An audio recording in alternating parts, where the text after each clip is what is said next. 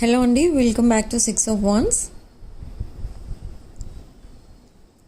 ఇది ఒక general, collective and timeless tarot reading మీరు ఎవరికోసమైనా ఎప్పుడైనా చూడొచ్చు.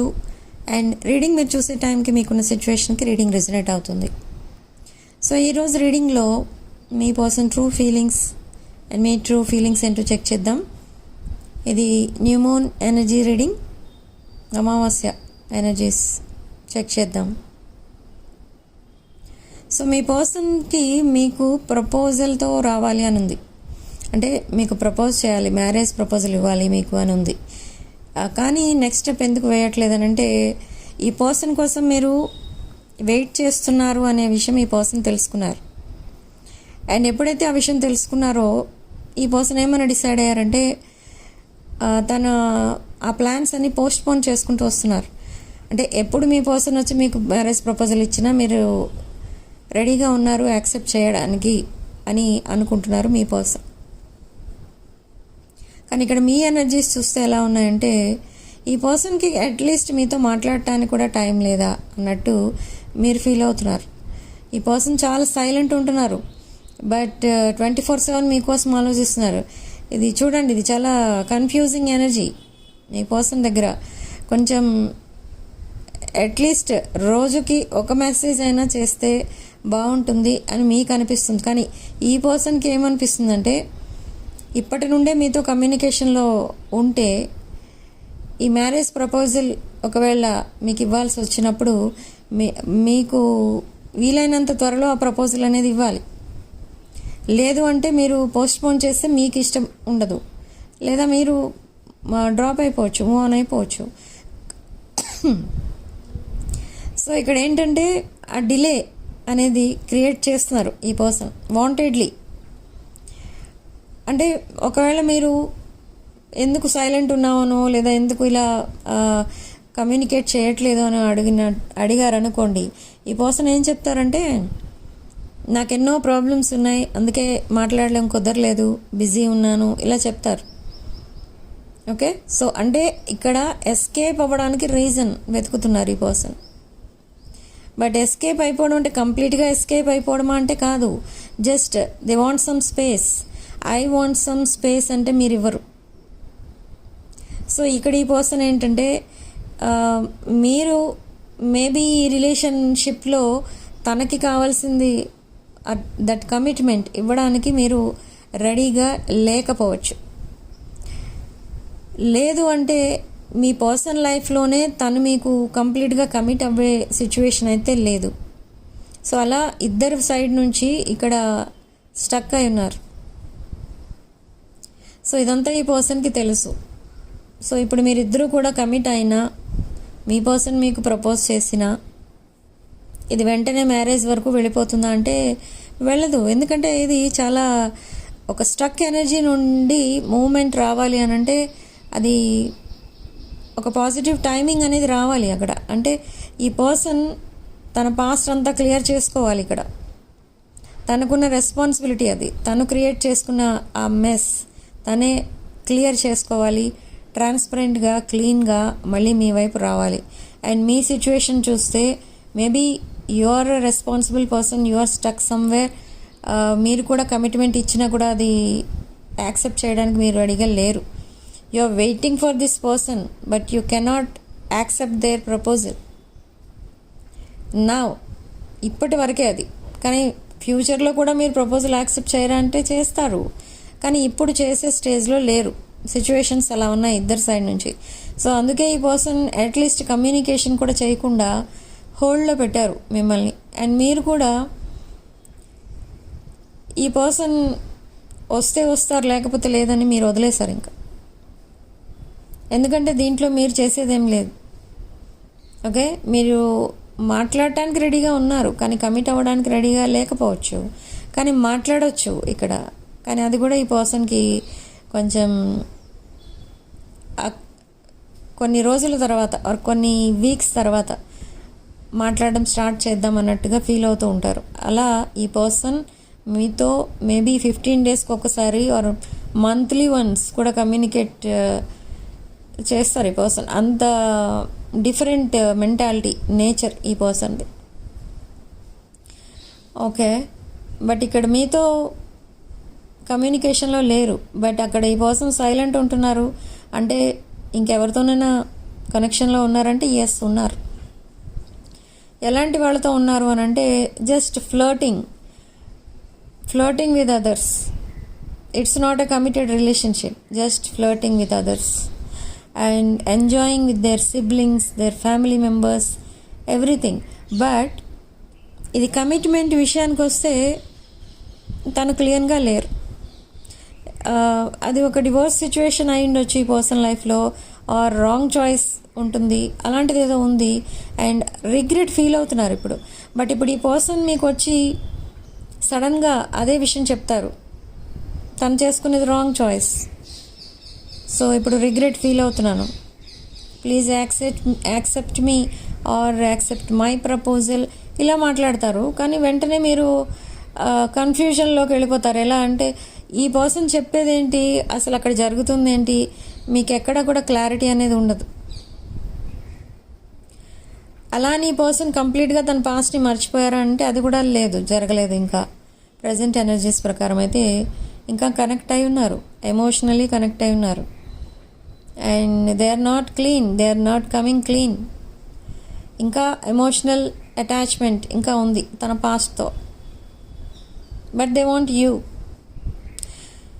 So in the near future అసలు ఏం జరగబోతుందని చూస్తే,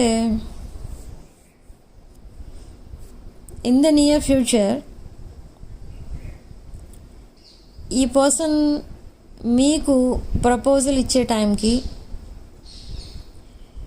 మేబీ మీరు ఇంకొకరికి కమిట్ అయిపోయి ఉండొచ్చు ఆ టైంకి, ఆర్ మీరు ఈ పర్సన్ యాక్సెప్ట్ చేయాలని ఆ డెసిషన్ చేంజ్ చేసుకోవచ్చు. బట్ ఈ పర్సన్కి అదంతా అర్థం కావట్లేదు. ఇక్కడ ఏంటంటే ఈ పర్సన్ మీరు ఎన్ని ఇయర్స్ అయినా ఈ పర్సన్ కోసం వెయిట్ చేస్తారు, మీదంతా ట్రూ లవ్ అని నమ్ముతున్నారు. నమ్ముతున్న మాట నిజమే, కానీ మీకు ఎక్కడ పడితే అక్కడ స్టక్ అయిపోయి లైఫ్ అంతా అలా ఐసోలేషన్లో లైఫ్ అంతా స్పెండ్ చేయాలని మీరు అనుకోవట్లేదు. ఈ పర్సన్ కోసం ఏడుస్తూ వెయిట్ చేయడం అనేది మీ వల్ల కాదు. ఎందుకంటే ఈ పర్సన్కి అదర్ అటాచ్మెంట్స్ ఉన్నాయి. ఈ పర్సన్ ఏం సింగిల్గా లేరు, లోన్లీగా లేరు. ఓకే, మీతో చెప్పి ఉండొచ్చు రాంగ్ చాయిస్ చేసుకున్నానని. ఒకవేళ చెప్పినా కూడా మీరు ఇదే అంటారు. మీతో మాట్లాడటానికి కూడా మీకు టైం లేనప్పుడు మీరు డైరెక్ట్గా వచ్చి మ్యారేజ్ ప్రపోజల్ ఇస్తే మీరు అదంతా నిజమని ఎలా నమ్మాలి, ఇలా అడుగుతారు మీరు. సో ఈ కాన్వర్సేషన్ ఇలా ఉంటుంది, back to back messages, fighting messages అనమాట, లైక్ ఆర్గ్యుమెంట్స్, ఫైట్స్ ఇలా ఉంటాయి. కానీ ఇక్కడ కొంతమంది మాత్రం చాలా జెన్యూన్గా యాక్సెప్ట్ చేస్తారు ఈ పర్సన్. ఎవరైతే ఈ పర్సన్ సింగిల్గానే ఉన్నారు, అదర్ అన్హెల్దీ అటాచ్మెంట్స్ అవి ఏమీ లేవు, నో ఎడిక్షన్స్, ఇదంతా ఎవరైతే తెలుసుకుంటారో ఈ పర్సన్కి మీరు కూడా చాలా జెన్యూన్గా కమిట్మెంట్ ఇస్తారు అండ్ వాళ్ళు ఇచ్చే ప్రపోజల్ని కూడా మీరు యాక్సెప్ట్ చేస్తారు. 2 గ్రూప్స్ ఆఫ్ పీపుల్ ఉన్నారు ఇక్కడ. ఓకే, అండ్ ఫైనలీ ఈ పర్సన్ మీ లైఫ్లోకి ఎంటర్ అయ్యే టైంకి మీరు మూవ్ ఆన్ అయిపోతారు. Okay, you are not ready to accept this person now and then. Okay, and in the near future ఈ పర్సన్ మీ లైఫ్లోకి వచ్చినా, కమిట్మెంట్ కోసం మాట్లాడినా, కమిట్మెంట్ ఇచ్చినా మీరు యాక్సెప్ట్ చేయడానికి రెడీగా ఉండరు. ఎందుకంటే ఆ టైంకి ఇంకొక బెటర్ పర్సన్ మీ లైఫ్లో ఉంటారు. మిమ్మల్ని బాగా చూసుకునేవాళ్ళు, మిమ్మల్ని బాగా హ్యాపీగా ఉంచేవాళ్ళు, ఒక అన్కండిషనల్ లవ్ ఇచ్చేవాళ్ళు, మిమ్మల్ని అసలు వదిలి ఉండలేని వాళ్ళు, అలాంటి ఒక బెటర్ పర్సన్, ఒక జెన్యూన్ పర్సన్, ఒక ట్రూ లవ్ మీ లైఫ్లో ఉంటుంది ఆ టైంకి. సో మళ్ళీ మీకు డెసిషన్ మేకింగ్ టైం అనేది స్టార్ట్ అవబోతుంది in the near future, by the end of this month. By the end of this month మీరు మీ లైఫ్లో చాలా చేంజెస్ అనేవి చూస్తారు. So many changes. కొంతమంది మీ ప్రొఫెషన్ మార్చుకుంటున్నారు, మీ కెరియర్లో చేంజెస్ చూస్తారు. అండ్ కొంతమంది మాత్రం షిఫ్టింగ్ కనిపిస్తుంది. అంటే వేరే టౌన్ ఆర్ వేరే సిటీ, వేరే కంట్రీకి షిఫ్ట్ అవుతారు. కొంతమంది మాత్రం మీరున్న ప్లేస్ నుండి ఇంకొక ప్లేస్కి హౌస్ షిఫ్టింగ్ అనేది జరుగుతుంది. నెక్స్ట్ మీ లుక్స్ వైజ్ కూడా మీరు చాలా ఆల్రెడీ చేంజ్ అయిపోయారు. And everyone will notice you. మీలో వచ్చిన చేంజెస్ అందరూ అబ్జర్వ్ చేస్తారు. మీ family members, even your family members కూడా మిమ్మల్ని అబ్జర్వ్ చేస్తారు. మీ బిహేవియర్లో ఇంత చేంజ్ ఎందుకు వచ్చింది? Is it because of your new person or past person, or because of your change in career? దేనివల్ల వచ్చింది చేంజ్ అనేది మీ ఫ్యామిలీ మెంబర్స్ మిమ్మల్ని అడగవచ్చు. మీరు ఇలా ఎందుకు చేంజ్ అయ్యారు? ఇంతలా అలా ధైర్యంగా ఒక ఇండిపెండెంట్ అండ్ అబండెంట్ పర్సన్లా అలా ఎలా చేంజ్ అయిపోయారు సడన్లీ? అలా అడుగుతారు ఇక్కడ ఈ person. It's 111 on the clock. Okay, so ఇక్కడ నియర్ ఫ్యూచర్లో మాత్రం మీ లైఫ్ అయితే వెరీ ఎక్స్ట్రాడినరీ అనమాట. ఇంకా చెప్పలేం, అంతలా చేంజ్ అయిపోతుంది. బట్ ఇక్కడ మీ పర్సనల్ లైఫ్ ఎలా ఉంటుంది? They are stuck in legal issues, they are stuck in financial problems. తనకి ఉన్న ప్రజెంట్ జాబ్ ఆర్ బిజినెస్ ఏదో కూడా అది కూడా డౌన్ఫాల్లోకి వెళ్ళిపోతుంది.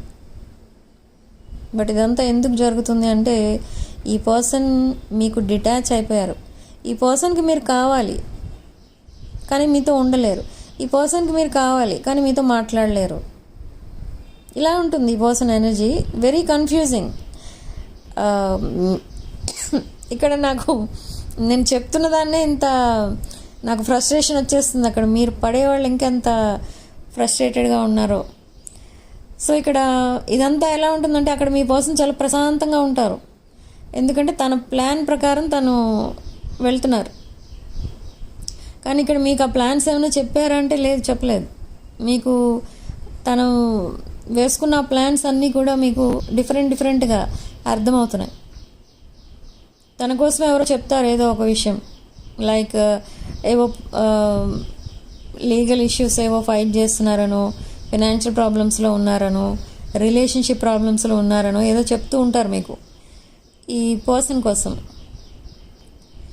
కానీ మీరు వెళ్ళి అడిగితే అక్కడ నుండి రెస్పాన్స్ ఉండదు. మీరు మెసేజ్ చేసి కాల్స్ చేసి మాట్లాడదాం, ఏం జరుగుతుందో కనుక్కుందామని అనుకున్నారనుకోండి, అక్కడ నుండి ఏం రెస్పాన్స్ ఉండదు. ఎందుకంటే మీకు తెలియకూడదు ఆ విషయాలన్నీ. ఈ పర్సన్కి కావాల్సింది అది. సో చాలా ఒక ప్లానింగ్ ప్రకారం వెళ్తున్నారు ఈ పర్సన్. అది కూడా వెరీ స్లోలీ. ఓకే, స్లోగా ఎందుకు వెళ్తున్నారంటే they are seeing a future with you. They need you but you don't need them. Okay, you will move on. ఇక్కడ నాకు 100% ఇక్కడ వచ్చేది ఏంటంటే మీరు మూవ్ ఆన్ అయిపోతారు. మీరు ఇంత డిఫికల్ట్ సిచ్యువేషన్లో ఉండాల్సిన అవసరం మీకు లేనట్టుగా నాకు ఇక్కడ అనిపిస్తుంది according to this reading. So 111 అని టైప్ చేసి ఈ కమ్యూనికేషన్ని మేనిఫెస్ట్ చేసుకోండి. అండ్ ఎనర్జీస్ ఎక్స్చేంజ్ కోసం వీడియోని తప్పకుండా లైక్ చేసి 6 of Wands ఛానల్ సబ్స్క్రైబ్ చేసుకోండి. Okay, so thank you for watching. Sending love and light.